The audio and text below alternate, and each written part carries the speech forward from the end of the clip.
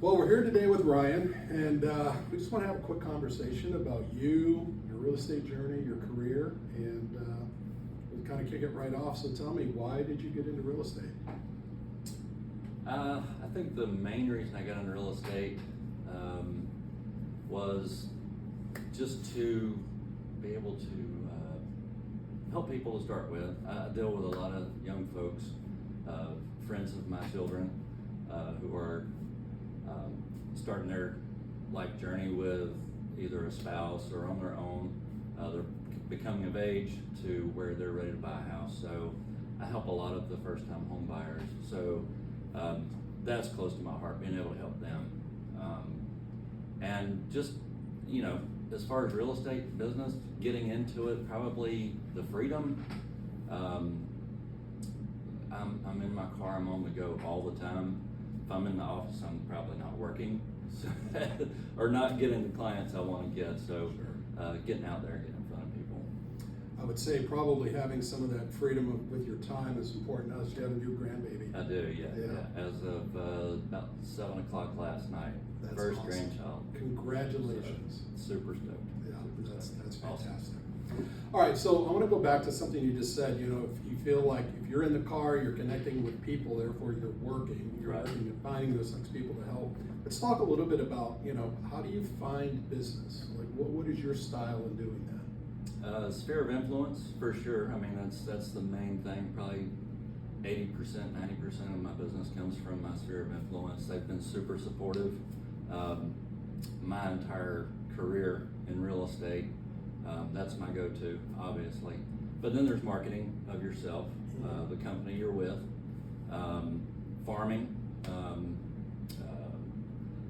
you know, from flyers to postcards to, you know, and keeping in touch with your database, Right. your people. Okay, perfect.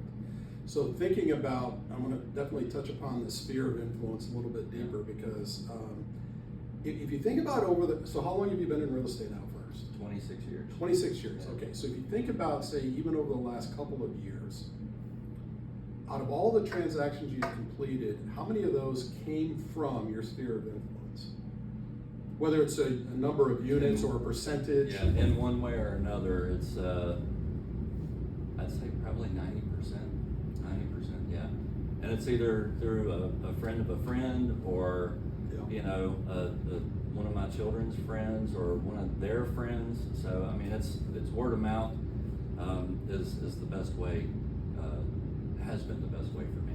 So it's funny, Ryan, one of the things we're seeing in the industry is that for the majority of agents out there, regardless of their level of experience, typically 80 to 85% or more of their transactions are coming from their sphere, through their database. 100% agree with that. And we're seeing it show up even more over the last couple of years because if you think about it, where we've had fewer units to transact, life events still show up in people's lives that cause real estate needs, right? Yeah. And it's those needs that when people, if they don't have that realtor relationship, they reach out to the people they know and they ask, who do you know? Exactly. We gotta sell a house, buy a house, or both. Exactly. Whether they're getting married or having a child or loss of a loved one. Aging parents. Yep. That's another biggie we're seeing. Absolutely. Yep, love that. So how consistent are you at staying in touch and communicating with that group of people who provide so much of your opportunity for you? Well, if you ask them, I'm sure they've been worn out by me. Thank you. Appreciate you letting me lean on you because that sphere of influence of mine is my go-to. They really support me. So do you think, have been. are you touching them, do you think like once a month or once a quarter or more frequently than that? Probably once a quarter. Okay. I probably should touch on them a little more. So expect something else from me. Well, so here's the good news. So here's what you said. They may feel like they're getting communicated too much, and yet you just said maybe I should communicate more. Yeah, exactly. So sometimes it's okay just to have that call and say, hey, what's up, what's new, how can I help? Right. Yeah, for sure. Just check in, right? It's just simply a check-in call. Phone call, text message, email. Yeah, I think if we get, here's I think one thing that we're all kind of missing in the industry right now is strengthening the relationship via a way that reminds them that we're in real estate without always saying we're in real estate and we're only here to transact. So let me give you an example. We can help people because we're in the real estate industry, but it might not be via a transaction. So do we have great relationships with vendors? Right, yeah. Right? There could be somebody in our world that just needs that person to come up and put up a fence. Right. Or maybe they're looking for a new landscaper, or they want to get their house painted. Yep, exactly. New flooring. All of those things are value that we can provide them, and it helps strengthen their thought process, their brains around the fact that we are in real estate, we're just not transactional. Yeah, and it's a proven list of our people. Right. People we've used in the past. Absolutely. So I would challenge all of us actually to go out there and leverage those kind of relationships in a way that we can still provide value. It strengthens the amount of touches, but it doesn't always feel like we're asking people for business. Yeah, absolutely. So just thought process in Yeah, that. sure. So thinking about going forward, you've got that new grandbaby. Mm-hmm. What do you want to see happen in your real estate business maybe over the next year or two? What would be the ideal scenario for you? Well, obviously an increase. Okay. We can always use more, right? Okay, got it. And I have the time. So, yeah, I would like to. You want to help more people? Absolutely. And I know there's a lot of people in my sphere that are moving up and wanting to move out. So, Yep. yeah, for sure. Awesome. So the ideal scenario is help more people. In the process of helping more people, what will that do for you personally? Well, it'll help to educate me. I still learn every day, and that's one of the big things with coming to Keller Williams that was hit the nail on the head for me. Is I've always been with smaller, independent little companies. I've made a career of it, but when I found Keller Williams, the training, the continuing education that goes on, even in this room, it's awesome. It's what I needed, what I felt like I needed. So yeah, I mean, I couldn't be more happy. Good. Well, we're happy about that. And the cool thing about Keller Williams, in my experience, and I've been here a lot longer, Yeah. is that this is a company that's always improving on everything they do, including their training. Yeah. I had amazing training when I joined Keller Williams back in 2002. If we put that training up against today's training, we would go, no, I don't think I want to do it. Yeah. But it was amazing stuff There was back a lot of then. things different back then. But we were also different people. We were a different industry. We had a different market. We had different Absolutely. everything back then. Yep. And that's, I think, for me, one of the things I love the most is that the company is constantly re-improving I agree. all the stuff we do. I've seen it just from being here since February. So Yeah, love that. I love that. At some point, what do you want your business to do for you and your family? What would be important that the business can provide them? well, security.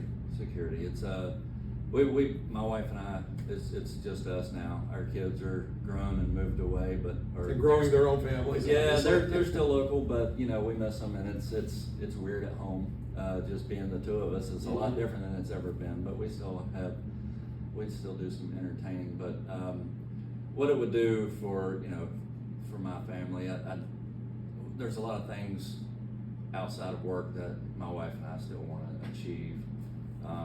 So that would help to achieve those goals for sure. So the profit from your business can fund those things that are important for you and your wife. Yeah, for sure. Okay, awesome. What else could it do for your now growing extended family? Yeah, well, maybe provide some sort of security blanket. Once the wife and I are of age that we're not working anymore, and just being able to enjoy family and things like that. So maybe providing for them a little bit too as well. Okay. Would be awesome. Awesome. What's one thing that I can help you with right now? Just continuing the education part. Good. That's a guarantee. We'll definitely do that. Yeah, for sure. The training and all, it's just awesome. But and leaning, when I need something, obviously you're there.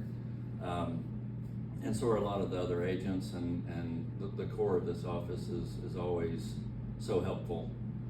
So yeah, I just know anything I do need, I can come to you guys, and you guys are gonna be there for me. The one cool thing that I think has also been good for me in my journey through real estate is the environment you work in is so important. Absolutely. And that's not always just the physical walls that we're in. The environment of culture, the environment of the people we're surrounded with, who are we learning from, Right. who can we turn to, Yeah. and knowing that you've got a core group of people around you that got your back, Yep. that And we're always not- have your back. Yeah, and we're not in a competition with each other. That's a great thing. Mhm. We're on each other's side, so it's we want to see each other improve Sure. and get better, and and that way we can help others in the future. Yep. Some of the new folks coming in. Yep, love that. So yeah, it's awesome. It's a great atmosphere here. Cool. That's really all I have for us today to talk about. Anything else you want to share with the audience, or before we cut? No, I'm happy to be here. I've enjoyed meeting you. You're relatively new to me in this office. Yeah. So Yep. you're very well educated. I can tell you know your stuff. Through all the mistakes I've made, by the way. No, I mean you know numbers. If there's ever a question about numbers, Yeah. you come talk to Jeff. Well, so the cool thing about numbers, here's what I will share about that, is some people just aren't always number savvy.